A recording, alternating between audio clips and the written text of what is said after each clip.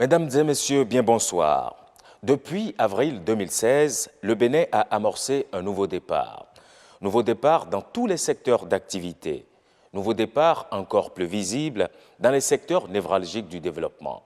Au nombre de ceux-ci figurent en bonne place la culture et le tourisme. Deux filières, deux entités que le gouvernement, dans son programme d'action, entend valoriser pour en faire des pourvoyeuses de devises, pour en faire des pourvoyeuses d'emplois. Notre émission reçoit aujourd'hui le ministre du Tourisme et de la Culture, M. Anjoukwe. Bonsoir. Bonsoir, monsieur le journaliste. Merci de vous prêter à l'exercice. Merci.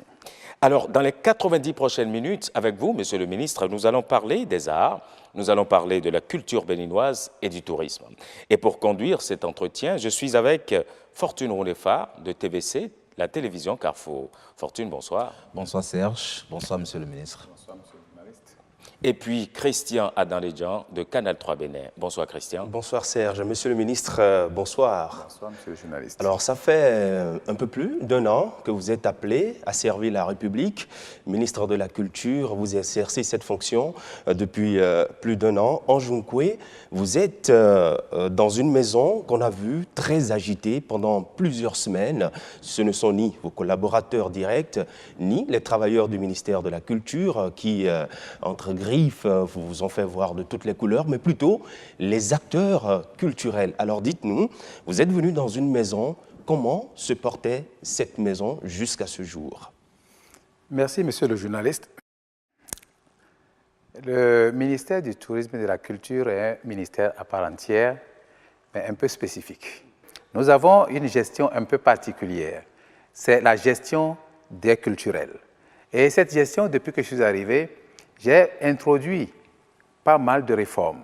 Et ces réformes sont liées à tous les constats qui ont été faits. Ces réformes ont pour fondement, d'abord, le projet de société du candidat. Ces réformes ont aussi pour fondement les constats qui ont été faits et qui font état d'un nombre très croissant de demandes, surtout au niveau du Fonds d'aide à la culture, de demandes de subventions, alors que le montant alloué ne s'améliore pas.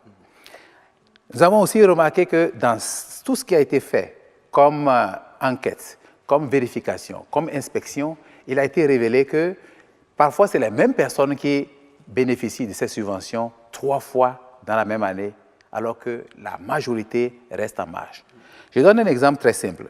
Lorsque vous avez en 2013 1 milliard alloué au Fonds d'aide à la culture et qu'il y a 1270 demandes pour 12 milliards, seulement 710 millions ont été attribués à 394 personnes. Lorsque vous avez en 2015 3 milliards qui ont été donnés, il y a 1818 demandes pour 20 milliards 6 et c'est seulement 906 qui ont été servis pour 2 milliards 5. Lorsque vous avez en 2016 plus de 4000 demandes pour près de 60 milliards, il n'y avait que 2 milliards 4. Alors quel père de famille peut-il servir à ses enfants de la nourriture et voir que c'est seulement les plus forts qui s'en servent au détriment des plus faibles et des plus nombreux? C'est pour cela qu'une réforme s'imposait au niveau du Fonds des arts et de la culture. Mais j'ai été un peu déçu parce que la réforme, lorsqu'on l'a constatée au niveau des inspections et des vérifications, il a été dit que le conseil d'administration s'impliquait un peu trop dans la gestion de la subvention de l'État en lieu et place de la direction générale. Dans toutes les études qui ont été menées à ce niveau, c'est ce qui est ressorti. Alors, nous avons demandé à ces acteurs culturels, dont mon ami qui est souvent à votre chaîne de télévision, qui parle beaucoup, on leur a demandé tout simplement de nous faire des propositions de réforme. Et ces acteurs ont fait des propositions dont voici la teneur. Ici, nous avons un rapport général de la commission ad hoc des acteurs culturels sur les réformes du FAC. Alors, lorsque vous lisez la partie qui concerne le conseil d'administration, qui est le plus incriminé dans cette gestion, il est dit ceci. Les acteurs culturels ont convenu de restaurer le conseil d'administration dans ses fonctions classiques d'instance d'orientation, de régulation et de contrôle de la gestion du directeur général, ce qui est normal. À ce titre, le conseil d'administration ne s'occupera plus directement et seul de l'attribution des subventions au projet. Ce qui veut dire que le conseil d'administration viendra se joindre à d'autres personnes pour encore attribuer les subventions aux demandeurs. Toutefois, ils écrivent, je lis, toutefois, les membres du conseil d'administration se joindront au comité des experts et au directeur général pour constituer le comité d'évaluation finale des dossiers éligibles. Ce qui veut dire qu'ils seront tout simplement juges et parties. Et on revient à la case départ qui avait été, n'est-ce pas, condamnée par tous les acteurs culturels. C'est au vu de tout cela que on s'est dit qu'il fallait prendre un peu de recul par rapport à leurs propositions et travailler presque pas exclusivement, travailler beaucoup plus avec les experts de chaque domaine. Parce que lorsqu'il s'agit d'éducation, il faut bien prendre les hommes qui ont été formés dans l'éducation. Il faut prendre des pédagogues. Mais monsieur le ministre, à vous entendre, c'est à croire que c'est seulement au niveau du Fonds d'aide à la culture qu'il y a eu assez de problèmes, assez de polémiques qui ont conduit donc à ces manifestations que nous avons connues de par le passé. Oui, je crois que c'est beaucoup plus au niveau du Fonds d'aide à la culture. Et quand je suis arrivé, en fait, même au niveau de ces manifestations, si on devait faire des manifestations, je devais être le premier à manifester contre moi. Parce que lorsque je suis arrivé à ce poste, la première chose que j'ai remarquée, c'était les IDM. IDM, c'est instruction du ministre. Une cagnotte de 450 millions qui est réservée au ministre. Et le ministre donne des instructions à qui il veut pour aller prendre, n'est-ce pas, de cette cagnotte et en faire ce qu'on veut. J'ai aussitôt mis une croix sur les IDM. J'ai dit, je n'en veux pas. Là, vous avez bousculé des intérêts. Ça n'existe plus aujourd'hui. Donc, j'ai bousculé mes propres intérêts. Il y a une autre cagnotte qu'on appelle le sponsoring, c'est 117 millions. J'ai dit, cette cagnotte, elle était destinée au directeur du Fonds d'aide à la culture. Et lui, il pouvait envoyer qui il veut pour s'en servir. J'ai dit, je mets une croix là-dessus. Mais grande a été ma surprise de constater dans ce rapport que vous avez et qui est signé du directeur actuel, que non seulement ces 117 millions existaient, mais ils ont été accrus après le collectif budgétaire. Ils ont augmenté de 46 millions. Et ça faisait 163 700 000. Je ne vois donc pas pourquoi ils se plaignent à ma place. Enfin, si vous permettez, hein, monsieur le ministre, puisque on est entré directement comme ça dans tout ce qui concerne le Fonds d'aide à la culture qui devient désormais le Fonds des arts et de la culture. Tout à fait. Je dois dire que dans la préparation de cette émission, nous avons rencontré quelques acteurs culturels qui se sont prononcés d'ailleurs sur ce Fonds d'aide à la culture. Je vous propose de les suivre et puis on revient après. Le bilan au niveau du ministère de la Culture aujourd'hui, pendant les 1 an, moi, en tant que musicien professionnel, rien ne bouge. Parce que je ne peux pas dire le ministère de la Culture, sous la direction de M. Nkwe, a fait ci, a fait ceci, a fait cela. Après, c'est les commissions qui sont venues. On nous a dit, le fonds travaille mal, le fonds fonctionne très mal. C'est vrai que des voix se sont élevées. Effectivement, il y a eu des grabuges. Mais ce n'est pas parce qu'il y a eu des problèmes dans une maison qu'il faut supprimer la maison. Moi, je ne vais pas être trop pessimiste, mais en même temps, j'avoue qu'après 1 an, je me pose beaucoup de questions. Je me demande ce qu'il compte faire réellement. Parce que nous savons tous que le Bénin est un scandale culturel. Et ce que nous avons de plus cher à vendre au monde, c'est la culture. On ne peut pas perdre autant de temps. Après 1 an, quand même, on doit sentir des retombées concrètes par rapport aux actions que mène le ministre de la Culture, mais jusque-là, honnêtement, en tant qu'acteur culturel, on ne sent absolument rien. Le FAC jusqu'à nouvel ordre, tel que le nouvel AOF se présente, le FAC ne change pas encore d'attribution. Les attributions du FAC restent les mêmes. Et donc, il faut laisser le FAC faire son travail. C'est tout. Il s'agira simplement de restructurer un peu le FAC. Il y a un certain nombre de reproches qui sont faits au FAC, à la gestion, à la gouvernance du FAC. Nous en avons tous conscience et nous avons formulé des propositions pour corriger ça. L'idée du ministre, et il ne l'a pas caché, c'est d'amener les artistes à s'extirper un peu de la dynamique d'aide, d'accompagnement. Parce que dans cette logique-là, les artistes considèrent le FAC comme une sorte de vache à lait. Et en ce sens, il a raison. Il a raison parce qu'il serait plus intéressant d'avoir des artistes entrepreneurs Ces acteurs culturels, ils ont dit par rapport au Fonds d'aide à la culture et en même temps par rapport au bilan des 12 mois passés à la tête de ce ministère. Jacques Fortune Oundefa. Ce sont des réactions qui suscitent une série de questions, Monsieur le ministre. D'abord, je voudrais comprendre un peu votre démarche. Il faut des démarches, avez-vous, des réformes, avez-vous dit, vous les avez engagées ensemble, vous avez demandé des propositions que des acteurs culturels ont faites. Ces propositions ne vous ont pas convaincu, vous avez décidé donc de revoir la copie. Est-ce que tout ça se fait ensemble avec ces acteurs culturels? Naturellement, ça s'est fait avec les experts qui sont liés à chaque thème. Lorsqu'il s'agit de bonification, on ne va pas chercher des enseignants. Lorsqu'il s'agit de système d'éducation des talents, la formation des talents, on doit aller chercher des pédagogues. Mais chaque fois, il y a eu un renfort de certains éléments. Vous savez, ceux qui sont le plus à la télévision, ce n'est pas les plus nombreux. Les plus nombreux sont là, ils se taisent, ils ne disent pas grand-chose. Ils ont participé, et pas des moindres. Alors, si tout le monde participe, comment expliquer qu'il y ait certains qui sont vent debout contre cette réforme? Ils ne connaissent pas le fond de la réforme. Ils se plaignent plutôt, peut-être, tout simplement parce qu'ils n'ont pas été impliqués. Et ceux qui les poussent à se plaindre sont ceux qui étaient là au niveau du fond des arts et de la culture et qui pensent peut-être à justice, parce que lorsque vous avez un bébé que vous lui arrachez un biberon, c'est normal qu'il se plaigne. Surtout que la réforme, c'est l'inconnu. On se jette dans une sorte d'inconnu. Et lorsqu'il y a inconnu, pour tout homme, il y a une réaction toujours négative. Il y a une opposition, une résistance. Donc vous les comprenez? Je les comprends entièrement.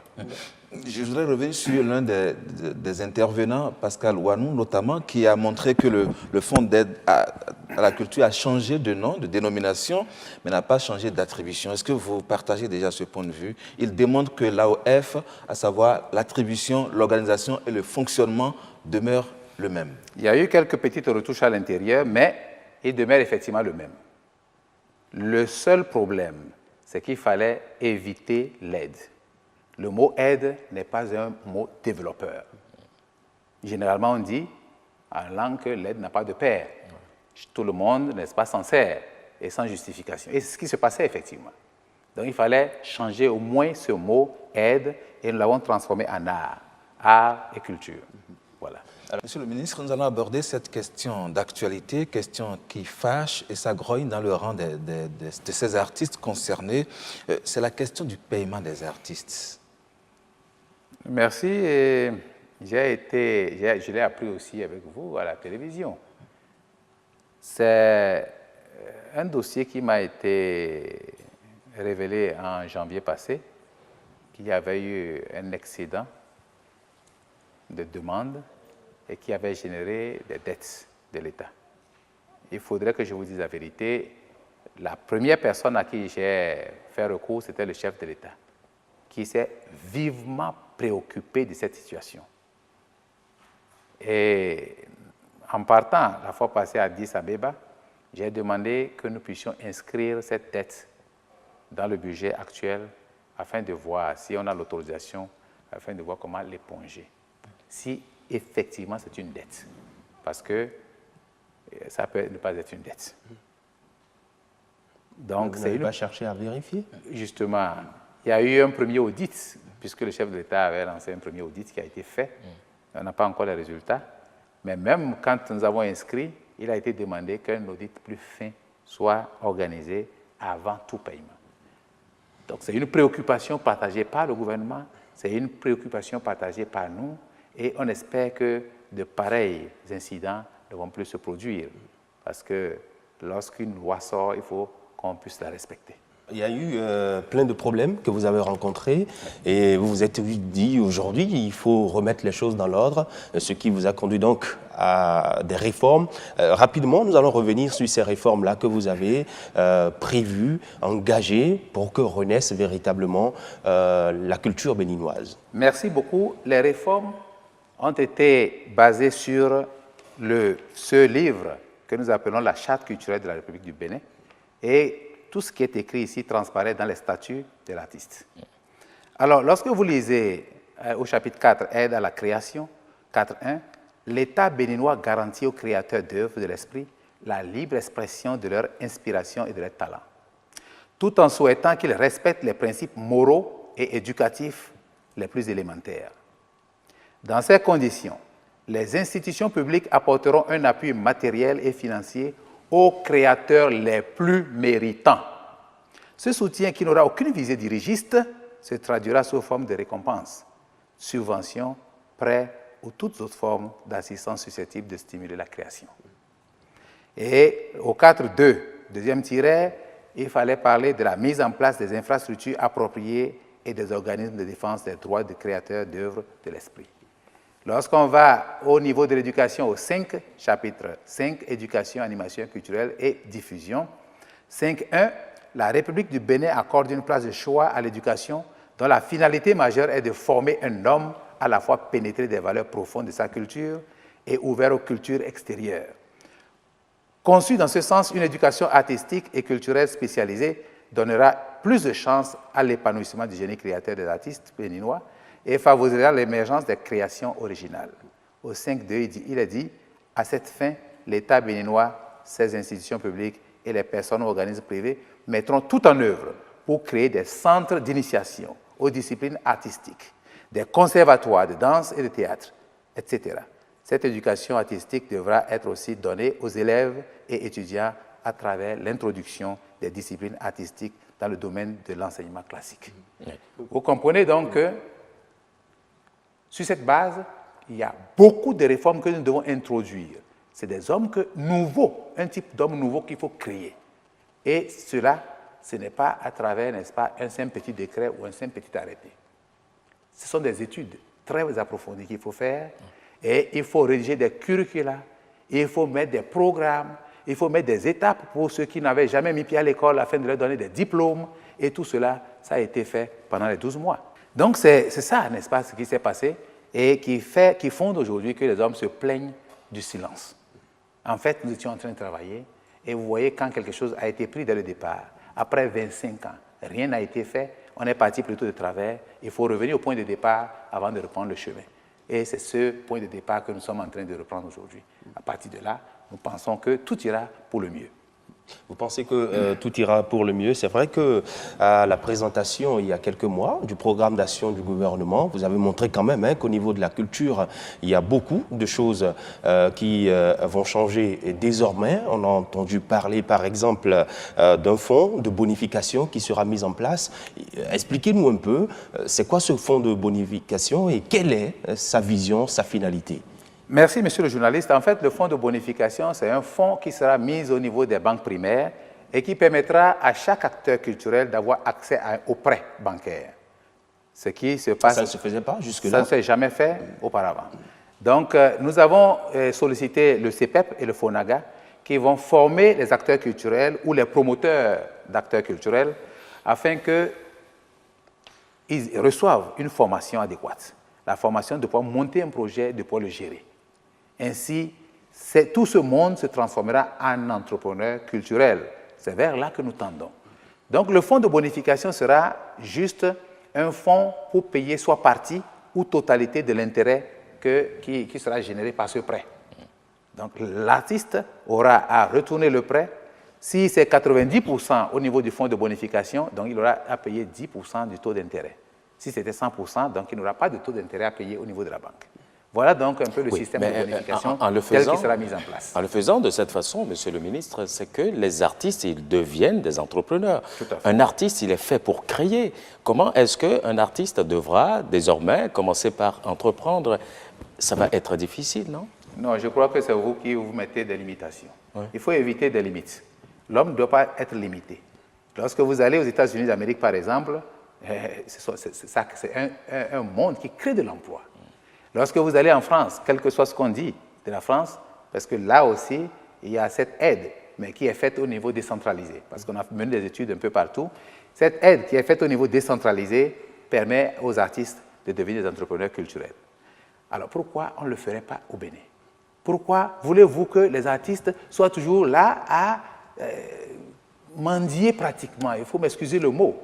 Mais pourquoi voulez-vous qu'il en soit là? Mais est-ce qu'on va dire que nos artistes mendient? Il y a quand même le Bubedra qui est là et qui, en principe, devait les aider. Nous reviendrons sur le Bubedra si vous voulez bien. N'anticipons pas, je vous en prie. Oui. Revenons après sur le Bubedra. Parce qu'il y a beaucoup de choses à dire sur le Bubedra et il ne serait pas bien d'anticiper. Comment seront sélectionnés les artistes qui peuvent bénéficier de cet apport des banques? Tout artiste, tout écrivain, tout cinéaste, tout plasticien, tous ceux qui font, n'est-ce pas, les œuvres de l'art peuvent avoir accès à ce fonds. Il suffit d'aller au FONAGA, de s'inscrire, de se faire former et de monter le projet et d'aller à la banque. Quel sera l'encadrement du gouvernement, du ministère? Vous parlez de l'apport des banques, alors qu'on sait que les banques sont souvent frileuses à financer des initiatives culturelles d'artistes lorsqu'on sait que ce n'est pas souvent rentable. Nous avons finalisé des discussions avec les banques et nous pensons que ce fonds, quand il sera mis en place, on n'hésitera pas à être surpris. N'allons pas dans les limitations. Je vais vous dire un petit secret. Nos homologues du Congo qui étaient ici tout récemment veulent arriver chez nous pour déjà copier la bonification. Le modèle n'est pas encore mis en place, mais c'est même pas encore mis en place. La copie. Mais ils disent que chez eux, les hommes veulent faire des prêts bancaires et veulent que l'État les accompagne. Et ils ne savent pas comment le faire. Donc, lorsque il y a des idées qui sont assez brillantes, qui sont mises en œuvre, ce qui fait notre problème, c'est nos limitations, la peur. Et quand on a peur, eh bien, c'est un blocage. Évitons la peur et avançons. Monsieur le ministre, comment assainir le cadre, disons, social et le cadre juridique? Il va se poser la question, comment seront remboursés ces frais? Mais le problème qui est posé, c'est que ces artistes ont toujours fait leurs manifestations gratuitement. Il faudrait que les manifestations soient payantes. Que celui qui veut aller voir des manifestations qui puisse payer le prix. Et c'est comme ça que ça peut être rendu.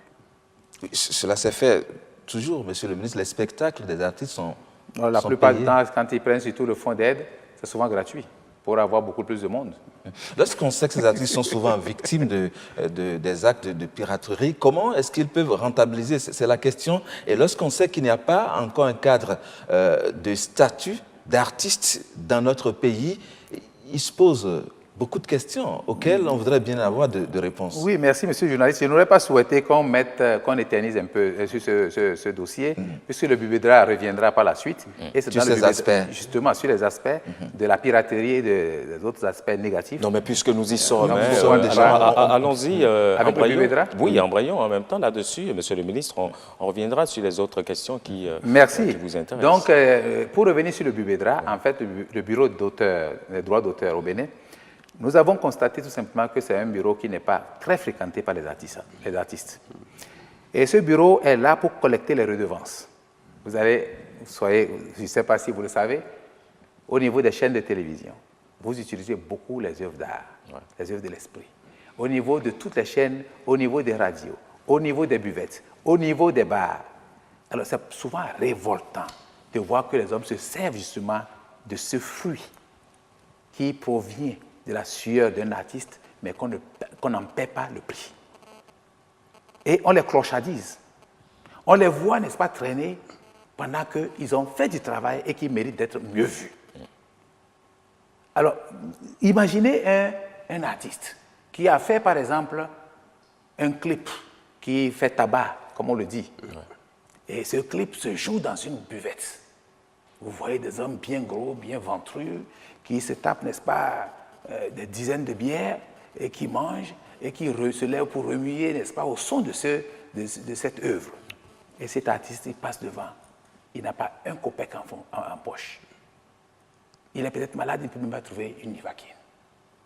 Qu'est-ce que ça peut vous faire? Ça fait mal. C'est pour cela que, contrairement à ce qui se passe dans la sous-région, c'est ici qu'on remarque que les hommes ne payent pas leurs redevances.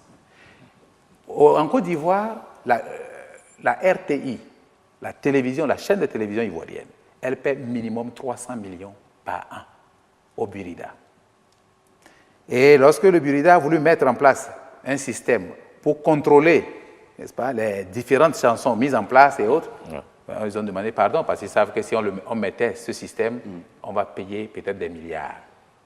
Ce qui veut dire que les œuvres sont consommées gratuitement par tout le monde, et par vous et par moi. Et c'est ce qu'il faut remettre. C'est donc une injustice que vous avez constatée Une et qu'il faut injustice corriger. flagrante. Alors, les patrons des organes de presse, vous permettez, ont quand même réagi face à cette question qui est une vieille question. Ils ont pu démontrer que la fiscalité les étouffe, qu'ils n'ont pas suffisamment d'apport du gouvernement. Ça fait leur première remarque. La deuxième remarque, c'est que ces artistes passent à longueur de journée sur ces chaînes et passent gratuitement. Donc, cela pourrait déjà constituer une sorte de compensation. Je crois qu'il ne faut pas que vous puissiez profiter de l'ignorance de certains pour, n'est-ce pas, les appauvrir davantage. Nous avons ici les accords portant révision de l'accord de Bangui qui, de façon très formelle, demandent que tous ceux qui emploient les œuvres d'esprit, les œuvres d'art, puissent payer le prix. Et si vous êtes incapable de payer le prix, n'utilisez pas les œuvres d'art. C'est très simple. Ouais. Et d'ailleurs, le séminaire qui va se tenir du 16 au 18 du mois prochain sur les œuvres d'art au Bénin ici, verra la participation de l'OMP de Genève, ils viendront, ceux d'Abidjan viendront, et c'est possible même que nos amis du Congo arrivent pour que nous puissions nous asseoir pour redéfinir les règles du jeu. D'accord. Ma question, monsieur le ministre... Et je vous en prie, oui. Je voudrais revenir pour dire, en fait, si certaines chaînes ne paient pas, c'est de mauvaise foi. Parce que tout simplement, moi, je suis président du conseil d'administration d'une radio et ce n'est pas la meilleure. Elle n'est pas la meilleure parce qu'elle est l'une des dernières radios de ce Bénin. Elle est à près de 600 km d'ici, à Bukumbe. Elle a eu néanmoins le meilleur prix en 2015 pour avoir et payé, elle a toujours payé ses redevances. Sans défendre les patrons de ces organes, monsieur le ministre, vous avez cité le cas de la RTI. En Côte d'Ivoire, nous savons que la RTI a le monopole des annonces, de la publicité. Ce n'est pas le cas dans notre pays. La question, c'est pourquoi est-ce que vous avez dit c'est de mauvaise foi. Est-ce que ce n'est pas trop simple? Est-ce que ce n'est pas trop facile de le dire comme ça? Est-ce qu'il n'y a pas un contexte qui plombe éventuellement la volonté de ces patrons qui n'arrivent pas réellement à payer ces redevances? Je crois que si vous en connaissez les fondements, je ne sais pas moi, mais tout ce que je sais, c'est qu'il y a des règles de jeu et que lorsqu'on veut jouer, il faut respecter les règles. Si vous êtes incapable de jouer, n'allez pas sur le terrain. D'accord. D'accord, monsieur le ministre, on vous aura compris sur le sujet, mais suffit-il aujourd'hui à payer ou à faire payer les redevances pour que le Bubedra se porte mieux ou pour que les artistes béninois se portent mieux? Bien sûr, parce que si tout le monde payait les redevances, aussi bien les chaînes de télévision, les radios, les boîtes de nuit, les buvettes, si tout ce monde payait les redevances, l'artiste ne serait pas du tout malheureux. Que faites-vous alors des actes de piratage des œuvres? Bien sûr, ça fait partie des combats que nous allons mener. On a logé assez de fonds. Il y a un budget qui a été alloué à cette lutte et qui va être une lutte systématique sur tout le territoire national. Nous avons saisi plusieurs tonnes l'an dernier d'œuvres piratées. Et cette année, nous allons continuer. Donc, il n'y a vraiment pas de problème à ce niveau-là. Alors, monsieur le ministre, vous avez apporté beaucoup de réformes, il y a des innovations également au niveau du ministère de la Culture notamment. Ça circule beaucoup depuis un moment, on entend parler de l'agenda culturel. C'est une innovation, de quoi s'agit-il? Merci, c'est une innovation tout simplement parce qu'on a voulu désormais faire profiter à tout le pays du budget de l'État. Et ceci étant, nous avons recentrer les disciplines. Nous avons mis, par exemple, pour cet agenda culturel 2017, 15 disciplines. La première discipline qui devait passer, c'est le théâtre. Alors ça se fera de la manière suivante. Chaque commune va préparer, pour celles qui en ont les moyens, une troupe théâtrale, une ou deux. Et ces troupes peuvent aller compétir au niveau départemental. Et les départements vont sélectionner les meilleures troupes départementales qui peuvent compétir au niveau national, au niveau des manifestations des arts, le marché des arts, qu'on appelle Manas. Et c'est à la fin de ces Manas que nous allons choisir la meilleure troupe et la primer, lui donner la récompense requise. Si c'était au niveau des jeunes talents, Ceux-là, non seulement auront des récompenses, mais ils peuvent avoir des bourses d'études pour aller à l'extérieur ou bien aller dans les meilleures écoles de la place. Donc, pour ces manas, j'ai dit tantôt que les promoteurs étrangers viendront pour assister et pouvoir sélectionner les meilleures troupes, les meilleurs danseurs, les meilleurs chanteurs pour les promouvoir à l'extérieur. Alors, donc, voici un peu le modèle qui est juste un échantillon de ce qui peut paraître très prochainement. Nous avons fait des observations et c'est en cours d'édition. Existent donc les différents festivals qu'on pouvait voir à gauche et à droite? Les festivals individuels ou privés ne sont pas interdits. D'accord. Mais l'État ne les sponsorise plus et ne donne plus de subventions à ce niveau. Si vous êtes libre de faire votre festival, mais c'est la bonification. On ne peut plus aller chercher de l'argent l'argent la bonification qui peut vous aider. au Fonds des arts et de la culture pour financer ça. C'est terminé. Ouais. Voilà. C'est la bonification qui peut vous aider. Les meilleurs sélectionnés, Monsieur le ministre, oui. Qui vont donc participer à des festivals, aussi bien au plan national qu'international, que vont-ils devenir? Est-ce qu'il y a des fonds prévus pour ceux-là? Oui, les meilleurs sélectionnés, bon, on va leur donner des récompenses. Et si c'est des jeunes, parce que nous avons oublié la formation des jeunes, et il faudrait qu'on en revienne. Si c'est des jeunes talents, on peut leur donner des bourses pour des études. Voilà. Ou bien on les met dans des écoles spécialisées afin qu'ils puissent, n'est-ce pas, s'épanouir. Justement, Monsieur le ministre, lorsque vous parlez de cette compétition que vous allez lancer dans les 12 départements du pays, surtout au niveau des pièces de théâtre qui seront présentées, ça va même à cette question, que va finalement devenir le FITEB? Le FITEB va exister comme l'ensemble artistique national.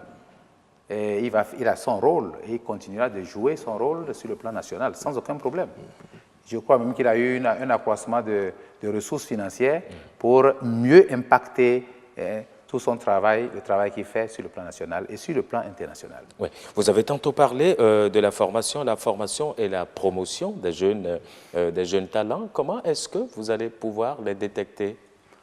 Merci. Et pour ce qui est de la formation des jeunes talents, nous avons 2, sinon 3 formes de formation. La première forme, c'est la forme traditionnelle, un peu comme sous le PAPB. On fait, n'est-ce pas, activités culturelles et sportives à l'école. Et on fera ça aussi dans les collèges.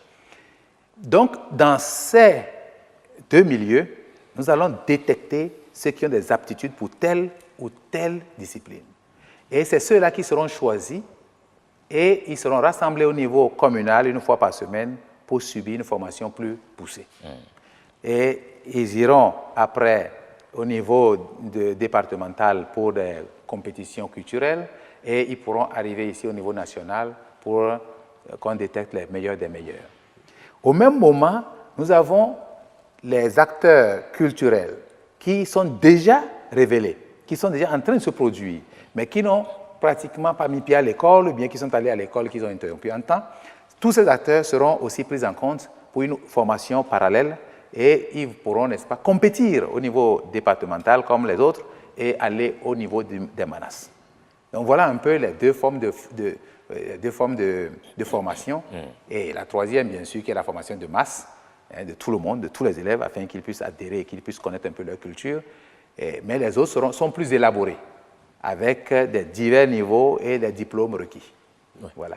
En la matière, justement, en matière de détection de talents, il s'est trouvé qu'autour des festivals qui se faisaient, on pouvait détecter également des talents. Comment est-ce que, cette fois-ci, on ne va pas retomber dans les mêmes erreurs, dans les mêmes travers que ce qui se faisait, Monsieur le ministre? Non, je crois que pour les talents révélés, il n'y a aucun doute, tous ceux qui sont jeunes encore, qui veulent aller à l'école, même les plus vieux, ce n'est pas interdit, ils peuvent repartir à l'école de la culture.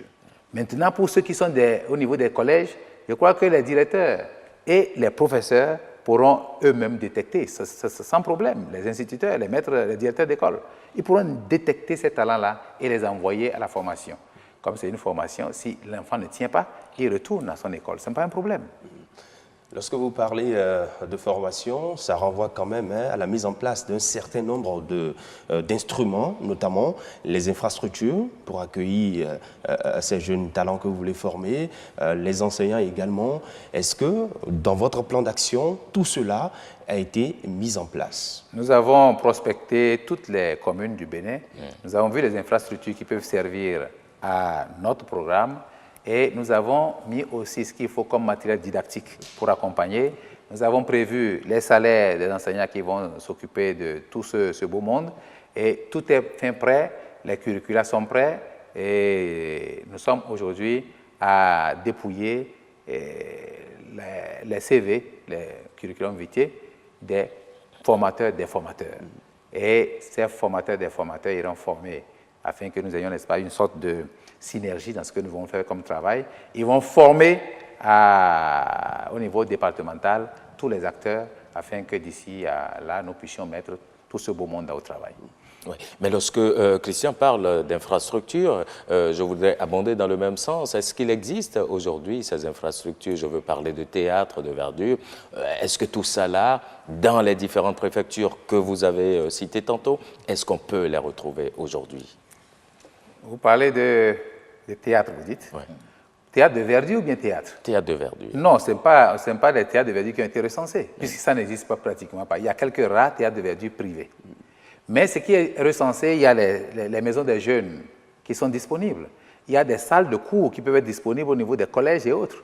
Donc, c'est tous ces bâtiments qui ont été recensés au niveau de chaque commune et qui pourraient nous aider, qui pourraient nous servir de base pour la formation de nos élèves. Mais les maisons des jeunes et de loisirs aujourd'hui, ça ne répond pas du tout aux différents critères. Parce que nous venons de très loin, on ne peut pas se permettre d'attendre de construire des écoles spécialisées avant de commencer.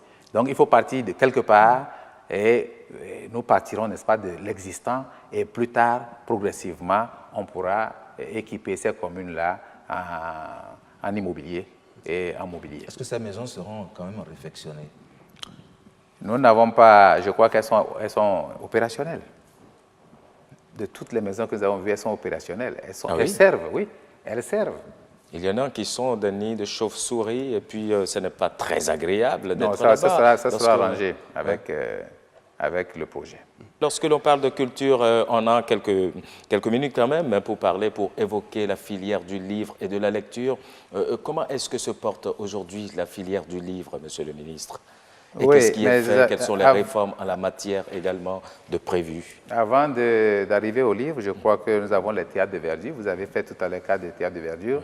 Et ces théâtres de verdure seront construits progressivement. Nous avons programmé cette année 4 à construire dans 4 départements. Et peut-être 4 pour l'année suivante et 4 pour l'année suivante. Vous pensez qu'en 2017, on pourra en construire? Et je crois et quand on finira avec les 12 au niveau des départements, nous pourrons aller vers les communes. Donc ceci, 2017 est terminé, monsieur un théâtre de verdure, c'est beaucoup plus pour permettre aux artistes de pouvoir s'entraîner, de pouvoir se chercher dans la journée et la nuit, de pouvoir se produire. Donc les théâtres de verdure seront équipés entièrement, et ce qui permettra aux artistes de ne pas avoir recours aux banques pour des prêts afin d'aller louer les instruments de musique ici ou là. Donc ils auront tout ce qu'il leur faut pour pouvoir se produire les soirs. Voilà donc ce que je peux dire à propos des théâtres de verdure et dire que dès que les départements seront pourvus de théâtres de verdure, nos hommes pourront s'organiser au niveau de chaque département pour pouvoir se produire là. Sur la question de la promotion du livre, on sait que la direction de la promotion artistique et culturelle est devenue direction des arts et du livre. C'est bien cela. Qu'est-ce qui va changer en termes de promotion du livre? Je crois que j'ai déjà parlé un peu des écrivains qui pouvaient aussi avoir droit aux bonifications, comme les imprimeurs et autres. C'est la première innovation. Vous savez qu'au niveau du ministère, le livre était le parent pauvre. Il était vraiment pauvre. Et il a été toujours négligé, oublié. Mais cette année, nous avons commencé avec la foire qui s'est tenue en France. Nous avons envoyé, n'est-ce pas, une bonne représentation en collaboration avec le ministre ivoirien de la Culture et de certains ministres de la sous-région. Nous avons loué des stands pour les pays de l'Afrique de l'Ouest. Donc, de plus en plus, on se concerte pour voir dans quelle mesure on peut promouvoir le livre.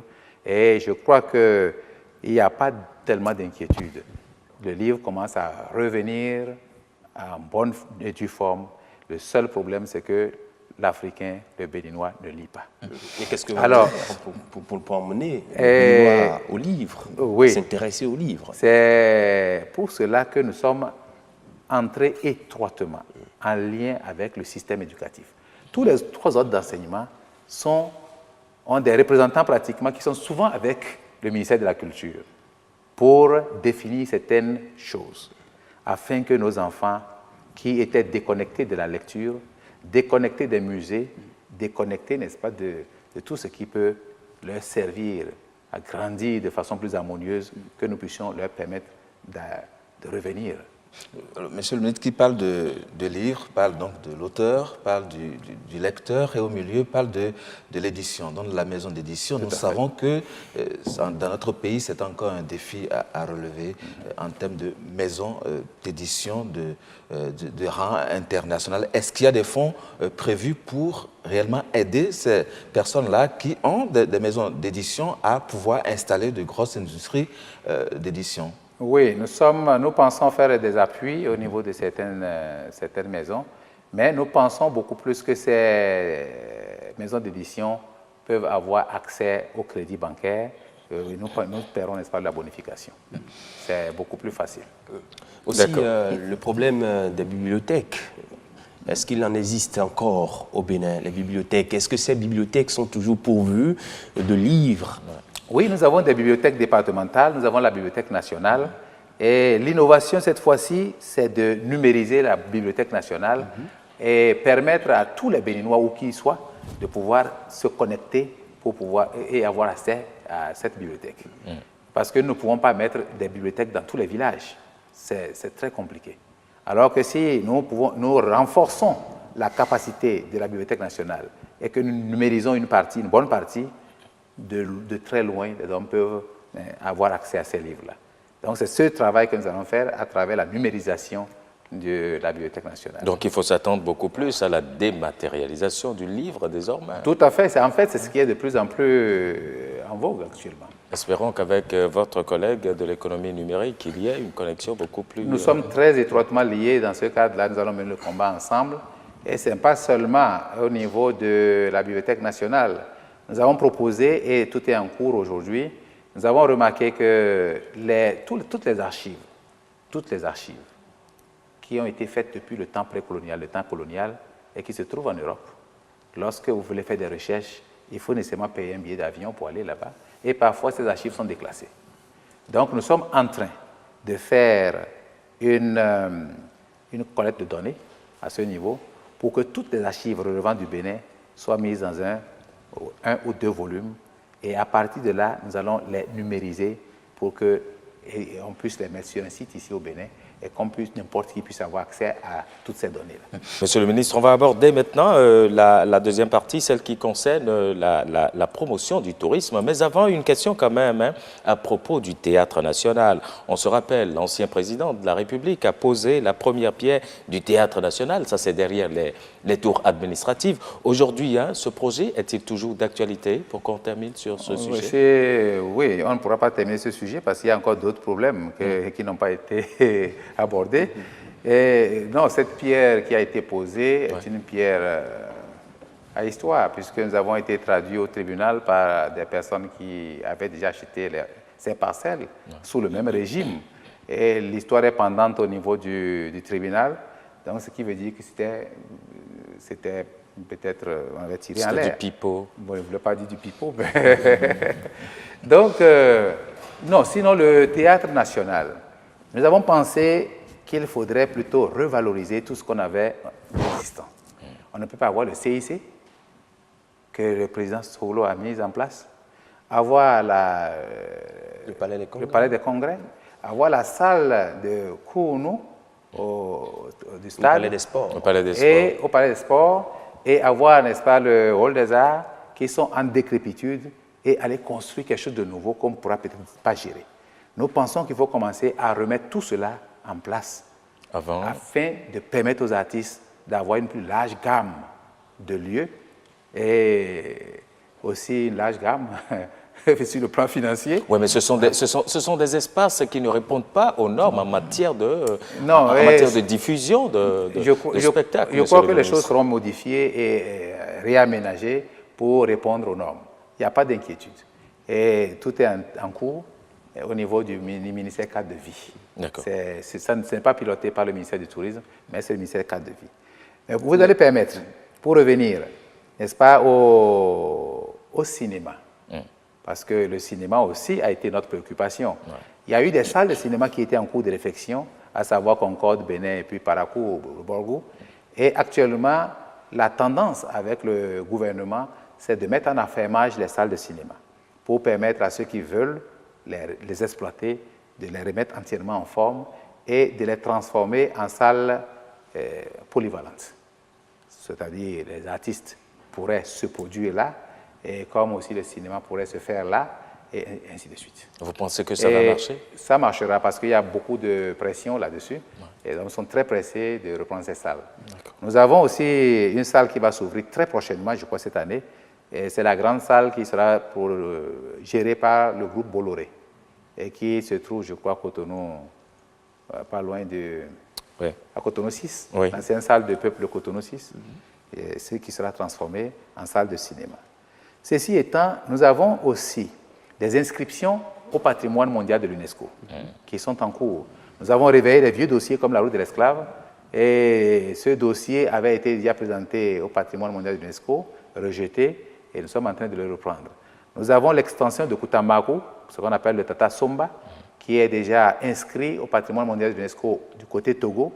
Il faudrait qu'on fasse une extension ici, comme nous voulons faire des Tata Premium au niveau des projets phares.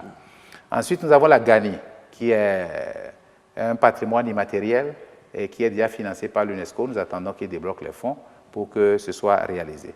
Et nous avons aussi le parc de la Pandjari, qui passe cette année même au niveau du patrimoine mondial de l'UNESCO.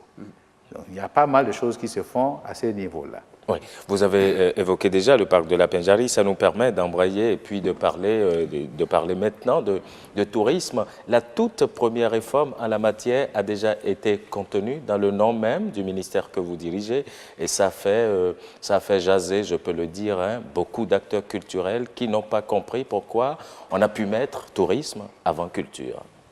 Oui, je crois que ceci a été expliqué en temps opportun. Et on a voulu mettre toutes nos valeurs culturelles, parce que c'est ce que nous avons aujourd'hui. On n'a pas grand-chose au niveau des ressources naturelles, au niveau des ressources du sous-sol. Et tout ce que nous avons aujourd'hui, c'est la diversité culturelle, la diversité de notre patrimoine culturel, qu'il faudrait développer, qu'il faudrait vendre. Et pour vendre tout cela, nous avons besoin de visiteurs au Bénin. Et c'est ces visiteurs-là qui pourront, n'est-ce pas, nous aider à développer ce pays à travers les dépenses qu'ils feront au Bénin.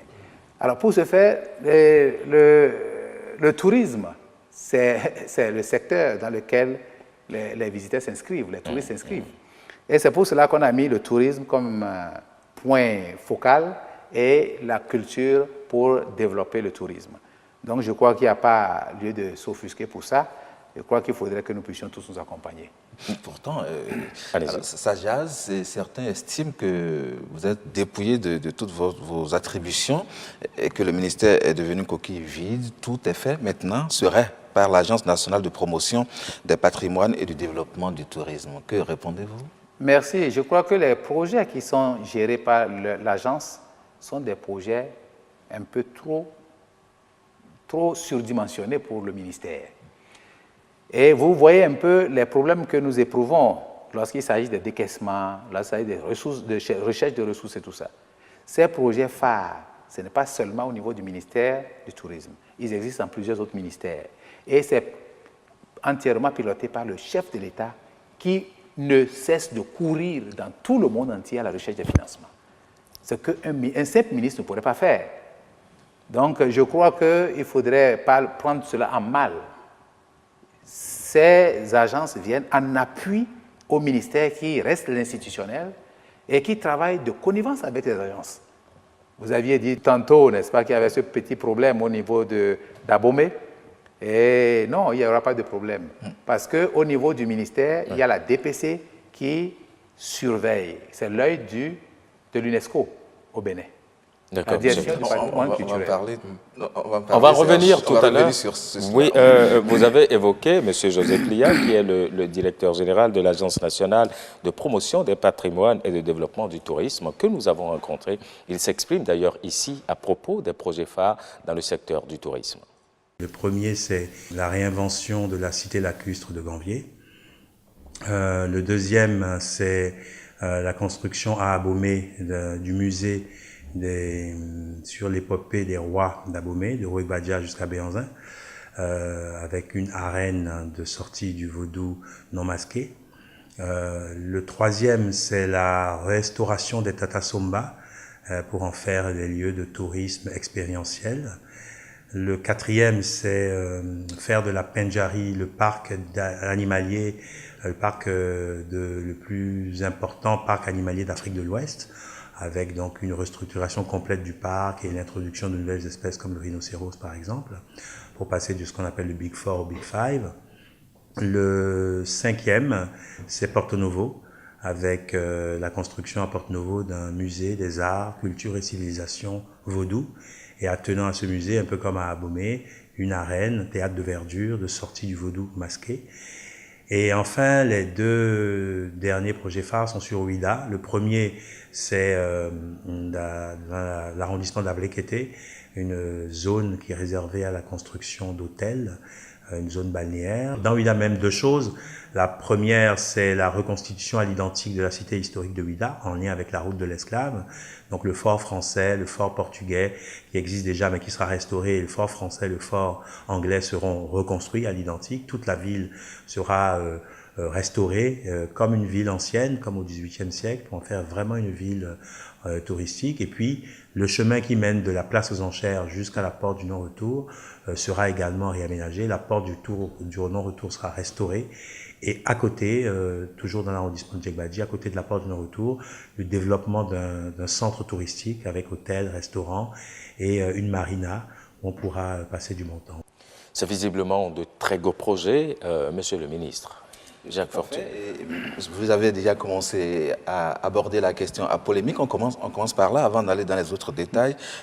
Abomey qui devra être restauré. Nous avons entendu M. Plia parler de la récréation à l'identique de la cité historique de Ouida. Question à polémique des historiens notamment et des hommes de lettres également. Il y a l'écrivain béninois Florent Kouazotti qui a publié une tribune dans un des journaux de béninois qui a parlé de la défiguration programmée d'un des sites les plus emblématiques du patrimoine historique, le musée Palais d'Abomey. Ceci, dit-il, en violation flagrante avec les principes sacro-saints de l'UNESCO qui a consacré le site patrimoine mondial de l'humanité et qui exige qu'aucune construction ne vienne en altérer la forme ni l'esprit ayant présidé à son édification originelle. Ce sont des propos de l'écrivain béninois Florent Kouazotti. Que répondez-vous à ces inquiétudes? Au cours de la restitution des études de faisabilité, à la dernière rencontre avec le chef de l'État, le chef de l'État avait instruit les spécialistes de l'université, la DPC, la direction du patrimoine culturel, qui est l'œil de l'UNESCO au Bénin et qui rencontre à l'UNESCO sur l'évolution de ce site de façon régulière. Et ils ont demandé qu'il y ait une concertation afin d'éviter que ceci soit déclassé. Parce qu'on peut effectivement connaître un déclassement et là, ce serait l'effet inverse par rapport à ce que nous recherchons. Donc, une concertation est en cours et on verra bien comment gérer le dossier pour éviter tout désagrément. Pour aller un peu dans les détails, à quoi va ressembler ou vont ressembler désormais, si ce projet arrivait à terme, les musées d'histoire d'Abomey? Les musées d'histoire d'Abomey seront des musées modernes, un peu comme ceux que nous voyons en France, peut-être pas aussi modernes que ceux-là, mais ils seront assez modernes, mais très grands, parce que nous avons beaucoup d'objets à ranger dans ces musées. Nous avons remarqué tout simplement depuis quelques jours qu'il y a des objets qui circulent encore en dehors de ceux qui ont été emportés par le colon. Certains circulent encore dans les mains des privés. Et nous pensons très prochainement voir dans quelle mesure on peut les récupérer, peut-être contre récompense ou quelque chose. On le fera très prochainement pour ajouter à la collection déjà existante afin de faire de nos musées de véritables endroits où nos jeunes pourront s'instruire par rapport à tout ce que leurs parents fabriquaient, par rapport à tout ce que les parents faisaient de la culture. Alors, ce n'est pas seulement à Abomey qu'il y aura un musée d'une grande envergure, il y aura aussi Porto Novo, il y aura aussi Porto Novo, et nous sommes en train de tenter d'acquérir quelques pièces du FA, des pièces très originales qui n'existent nulle part et qui sont plus de 200. Et nous pensons pouvoir équiper le musée de Porto Novo avec ces pièces-là très prochainement. En dehors de ça, nous avons aussi un projet d'exploration sous-marine, parce que nous avons repéré au large de nos côtes et même proche de nos côtes que certains navires, nous avons vu que certains navires ont coulé. Il y en a plus de 14 au total. Nous avons trouvé les moyens de les repérer exactement et nous pensons que des plongées sous-marines pourraient servir à repérer, à ressortir certains objets qui peuvent servir, surtout. Ce sont quel type de navires, monsieur le ministre? Il y en a de toutes sortes. Il y a ceux qui ont servi à embarquer les esclaves chez nous. Exact. Il y a des navires qui ont servi à embarquer les esclaves. Il y a eu des révoltes d'esclaves et finalement les navires ont coulé. Mais il y a aussi des navires commerçants. Et il y en a qui ont pris feu. Donc, on ne peut pas vous donner la liste parce qu'elles sont un peu... ce n'est pas à livrer. Mais je crois que très prochainement, il y a une équipe qui travaille avec l'armée, nos amis de l'université et le ministère ensemble pour ces explorations. D'accord. Alors, ces projets, ces différents projets, c'est beaucoup d'argent, c'est beaucoup de financement que tout cela nécessite. Monsieur José Plia s'est prononcé d'ailleurs sur le financement de ces différents projets. La grande partie de la mobilisation des fonds seront des fonds nationaux, des fonds de l'État, parce qu'il y a une volonté de ce gouvernement d'investir dans son patrimoine, de croire en son tourisme et de dire c'est d'abord notre affaire et c'est nous qui devons amorcer la pompe. Donc c'est une somme assez importante, je crois on est autour de 600, presque 700 milliards qui vont être injectés dans le tourisme et dans les projets phares en particulier, de la part de l'État. Et parce qu'il y a cet effort et cette volonté extrêmement affirmée de l'État béninois d'investir, mais comme par hasard, les investisseurs viennent d'eux-mêmes, parce qu'ils se disent voilà un pays qui croit en son tourisme, qui met autant d'argent, qui met de la volonté, alors d'un seul coup, les gens viennent. Je donne l'exemple tout simple de la Pendjari. Sur la Pendjari, nous avons fait appel pour la gestion du parc à African Park Network, qui est une ONG sud-africaine qui gère plusieurs parcs en Afrique de l'Est. Ils sont venus, ils ont une délégation de gestion, ils doivent rendre des comptes, il y a un cahier des charges. Mais le simple fait, quand ils sont arrivés, habituellement dans les pays où ils ont l'habitude de travailler, c'est eux, ONG très puissantes, qui apportent l'argent et c'est seulement après coup que les États, voyant le bien fondé de la chose, commencent à y mettre un petit peu. Là, ça a été l'inverse, ils ont été les premiers surpris. Immédiatement, quand le contrat a été signé, le Bénin a décaissé 2 milliards pour amorcer la pompe. Et cet effort exceptionnel qu'ils ont vu, les a convaincus que voilà, on avait une vraie volonté pour développer notre tourisme. Ça va être pareil dans tous les projets. Tous les projets patrimoniaux, c'est l'État qui sera prioritairement à la manœuvre et bien sûr la Banque mondiale, le FMI, donc les bailleurs de fonds publics et parapublics vont être sollicités et bien sûr, des investisseurs privés. Alors, M. José Plia, il parle justement du groupe sud-africain African Parks Network qui va gérer donc pour les 20 ou les 25, pour 20 à 25 ans quand même, le parc de la Pendjari. Certains observateurs trouvent que vous avez carrément bradé le parc qui est une richesse béninoise. Oui, je vous remercie pour cette question, mais je voudrais dire qu'il faudrait éviter, lorsqu'on n'est pas très informé, éviter de tomber dans les travers. Parce qu'à force de critiquer toujours, on n'avance pas. Lorsque nous avons annoncé, en fait, ce n'est pas un groupe sud-africain, c'est un groupe qui est en Afrique du Sud. C'est un groupe international, ils ont 12 parcs à travers l'Afrique. Lorsque nous avons annoncé cela au président du Burkina Faso, il était agréablement surpris. Il a dit, lorsque vous n'avez pas les moyens de votre politique, il faut nécessairement s'adjoindre à certaines personnes qui les ont pour pouvoir, n'est-ce pas, mener à bien votre politique. Qu'est-ce que nous perdons en demandant à ces hommes de venir nous aider à surveiller nos parcs, de venir nous aider à améliorer nos parcs, de faire en sorte que les touristes puissent arriver massivement au Bénin pour aller dans les parcs. Qu'est-ce que nous perdons? Je ne vois pas ce que nous perdons. Mais qu'est-ce que nous gagnons, monsieur le ministre, s'ils viennent et que l'argent repart? L'argent repartira comment? Ouais. Lorsque le touriste vient et qu'il descend dans un hôtel ici à Cotonou, et qu'il va descendre dans un hôtel même dans la Pagnari, ce n'est pas African Park qui empoche l'argent. C'est peut-être le droit d'entrée au parc qui peut générer des ressources pour African Park. Mais les hôtels, ce sont des privés. Et les nuitées, c'est l'État. Les autres taxes, c'est l'État. La consommation de tout ce qui est culturel, c'est le privé. Donc, je crois nécessairement qu'il faut que nous puissions regarder et ne pas avancer trop vite des idées négatives qui viennent, n'est-ce pas, décourager certaines personnes de bonne volonté. On se suspecte trop, c'est pas bien. Vous voulez faire du développement du tourisme un pôle économique véritablement prospère pour notre pays, le Bénin. Mais à côté du tourisme, puisque vous l'avez d'ailleurs appelé tout à l'heure, il faut quand même développer aussi l'hôtellerie, qui est une partie du tourisme. C'est vrai que nous avons vu un certain nombre de décisions du gouvernement par rapport aux hôtels qui appartiendraient à l'État, que l'État a récupéré. Aujourd'hui, dans votre programme d'action, qu'est-ce que vous voulez faire de ces hôtels-là? Merci. Et lorsque je suis arrivé dans ce ministère, la première chose qui a été faite, c'était un état des lieux. État des lieux pour mieux comprendre les dysfonctionnements des hôtels. Et c'était la première chose qui est ressortie, c'est la mauvaise qualité de service. Je suis sûr que lorsque vous allez dans les hôtels, rares sont les hôtels où un réceptionniste sourit, alors que c'est le b.a.-ba de l'hôtellerie. Ne parlons plus des autres domaines, sécurité, hygiène et tout le reste. Alors, après cela, nous avons des réceptifs hôteliers qui nécessitent une mise à niveau. Tout simplement parce que ça se dégrade.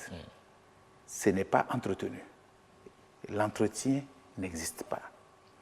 Et nous avons constaté une prolifération d'hôtels clandestins. Alors, il fallait, n'est-ce pas, revenir sur les cas que vous venez de citer. Nous avons aussi remarqué qu'il y avait des hôtels, à savoir l'hôtel Bénin Marina Hotel, l'hôtel Croix du Sud, l'hôtel PLM Alejo, qui est en fait, ce n'est pas l'ancien réceptif hôtelier, c'est la partie vide, les 8 hectares qui sont du côté de la mer, et le motel d'Abomey, qui avait été repris des mains de l'État par des privés. Et nous avons donc commandité une étude parallèle par rapport à tout ce qui avait été fait auparavant. Nous avons demandé à des experts de nous faire une analyse et de nous dire un peu ce qu'il faut faire, parce que tous les rapports étaient au rouge. Lorsque vous allez au motel d'Abomey, il n'y a pas une seule chambre qui soit disponible et dans laquelle vous puissiez passer la nuit. Alors que lorsqu'il prenait, il y avait assez de chambres. Il a même construit des bungalows, mais il est incapable d'entretenir. Tout est parti en fumée et les hommes sont dans leur deuxième année sans salaire.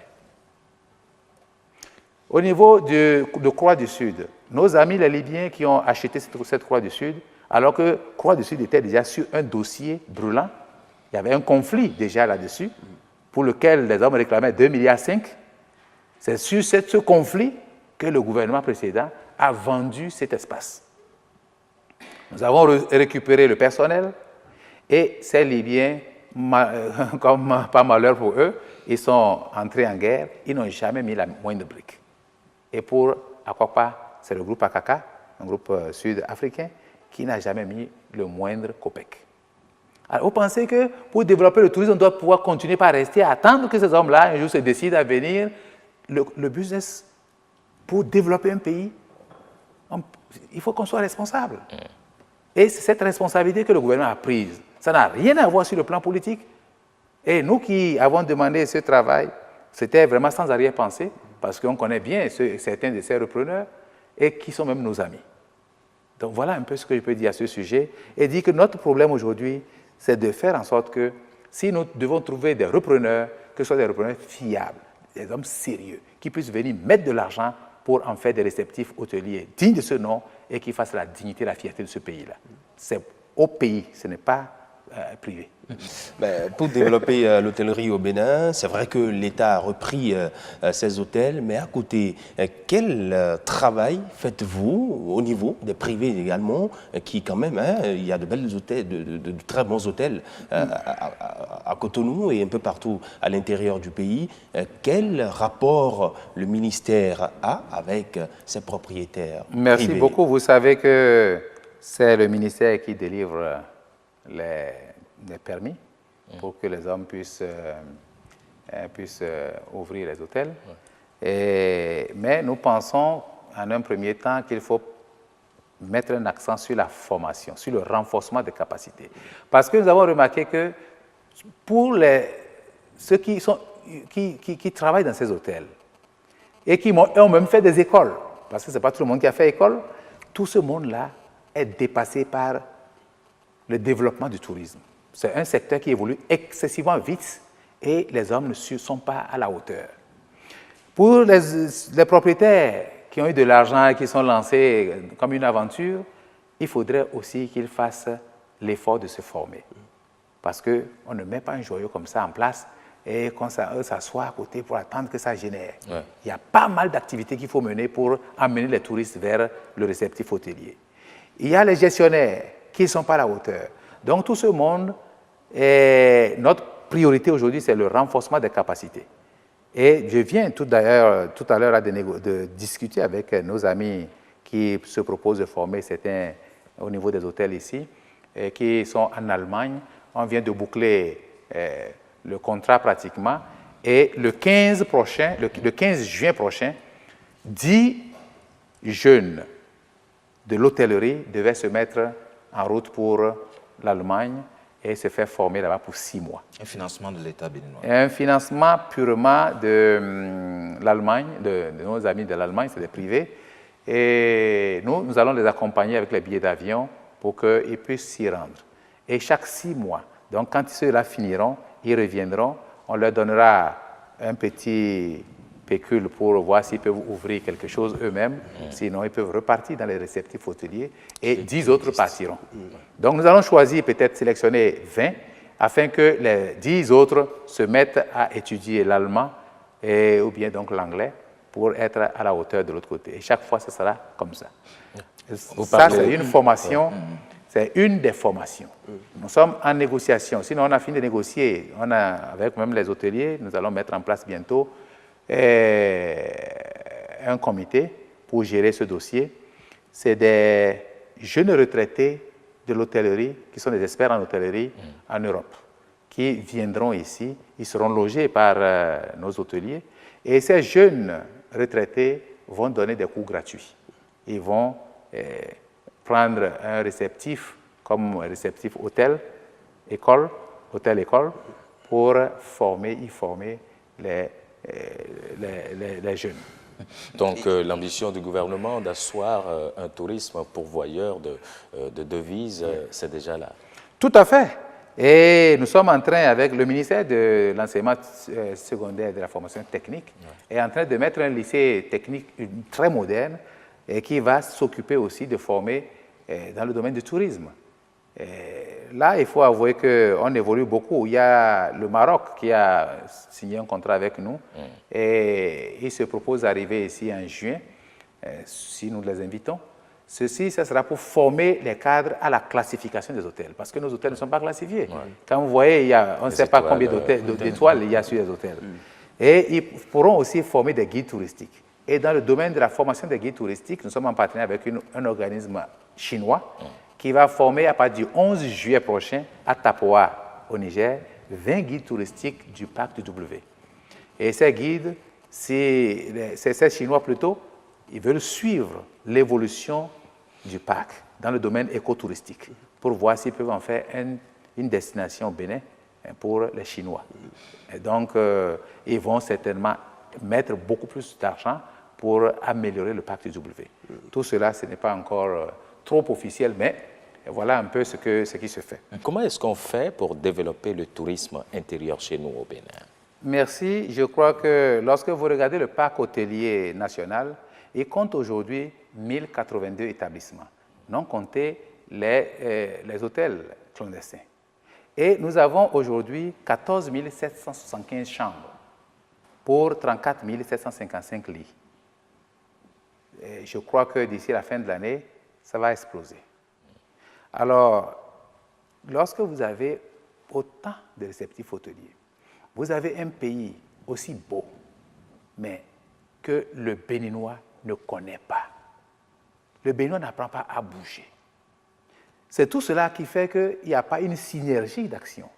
Lorsqu'on connaît l'autre, on se rend compte que c'est son frère. Et que toutes les barrières qu'on avait mises par rapport à...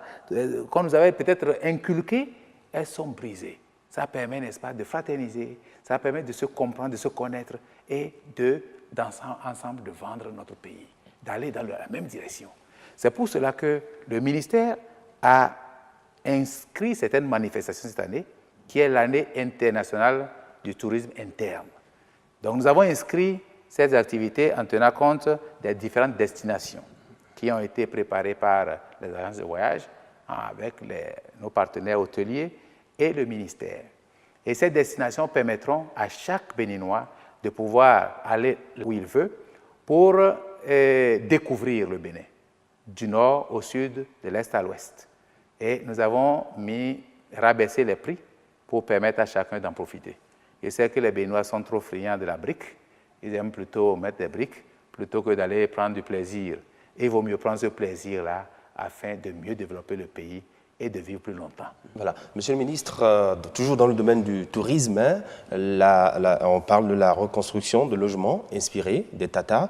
Ça, nous sommes dans la partie nord-ouest du Bénin. Aussi, la cité lacustre de Gambier, qui est un projet qui tient véritablement à cœur au chef de l'État. Qu'est-ce qui sera fait? Ce qui sera fait au niveau de Gambier, par exemple, c'est réinventer la cité lacustre.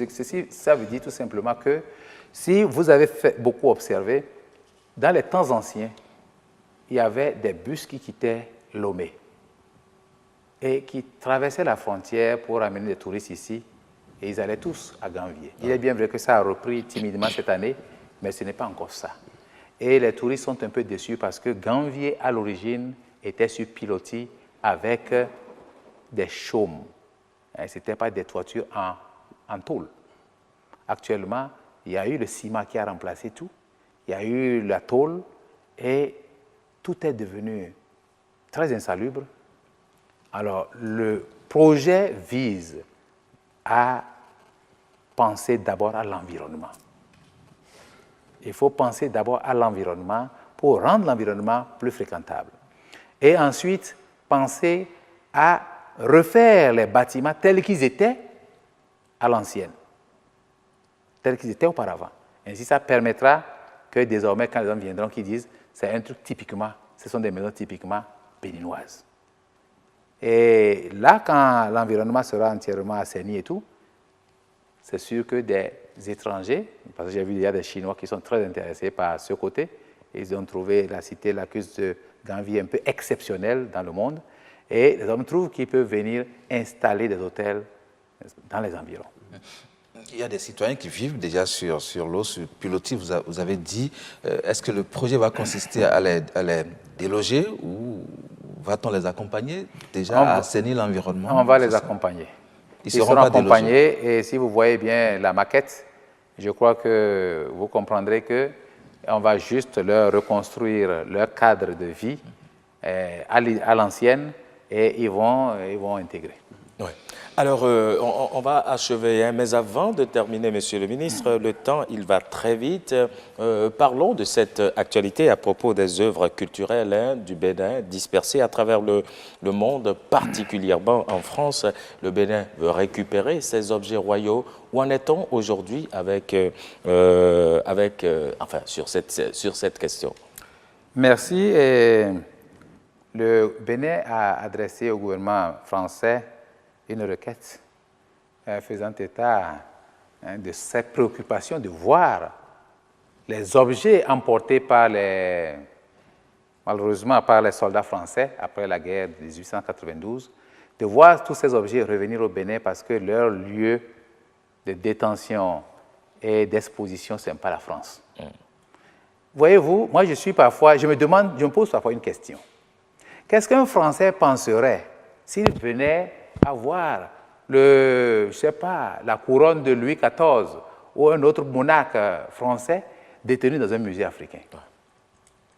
Eux-mêmes, Français, après la Seconde Guerre mondiale, ils sont allés rechercher les biens culturels en Allemagne. Et on a mis des lois pour sécuriser ces biens, mais on met des lois pour sécuriser les biens qui ne leur appartiennent pas aussi. C'est un peu aberrant. Nous sommes allés, effectivement, il y a des commissions techniques qui travaillent. Nous pensons relancer, puisque actuellement, vous savez, il y aura bientôt changement de régime, nous pensons relancer le combat, mais ne pensez pas que ce sera aussi simple. Exactement. Ce n'est pas une affaire de jour au lendemain où on ira revenir sur la tête chargée, n'est-ce pas, du trône du roi. Je ne sais pas. C'est pas que ce ne sera pas comme ça. Peut-être pas non plus, monsieur le ministre, une affaire d'échange de correspondance, puisque le ministère français des Affaires étrangères a répondu à la correspondance du Bénin et a, semble-t-il, donné une fin de non-recevoir, en réalité, à la demande du Bénin, pour citer simplement ce qu'a dit Jean-Marc Ayrault, ministre des Affaires étrangères français. Il dit que les biens que vous évoquez ont été intégrés de longue date au domaine public immobilier de l'État français. Ils sont soumis au principe d'inaliénabilité, d'imprescriptibilité et d'insaisissabilité. Voilà. Ce qui signifie, nous sommes partis, nous avons donc ratifié la convention de 1970. Cette convention entre en vigueur en 1997. Il n'y a pas de rétroactivité. Cette convention n'entre même pas en action en 1997. Elle entre en action l'an dernier, puisque c'est seulement l'an dernier qu'on l'a envoyé officiellement à l'UNESCO.